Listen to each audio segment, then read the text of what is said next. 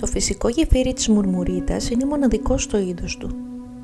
Βρίσκεται στην κοπή του ρέματος Γερομπόρου, ανάμεσα από τα χωριά Βελεντζικό και Παλιοδιάσελο. Την παλιά εποχή κατέβαιναν από την εκκλησία του Βελεντζικού συμπεθέρι, από το απέναντι χωριό της Παναγιάς Διασέλου, αφού είχαν πάρει νύφη μια όμορφη νέα από το Βελεντζικό. Μετά τα στέφανα γύρισαν στο χωριό του γαμπρού το Διάσελο και καθώς κατηφόρησαν στο μονοπάτι και έφτασαν στο διαβολογέφυρο της Μουρμουρίτας, σταμάτησαν να ξεκουραστούν και να πιούν νερό από την πηγή που ανάβλησε δίπλα από το γεφύρι.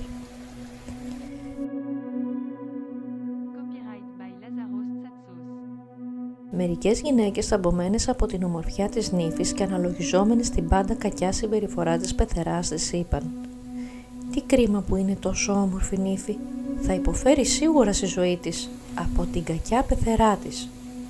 Τη συζήτηση την άκουσε η κομψή και αγνή νύφη και ευχήθηκε: «Αν είναι να υποφέρω στη ζωή μου, καλύτερα να μαρμαρώσουμε όλοι εδώ, όπως είμαστε».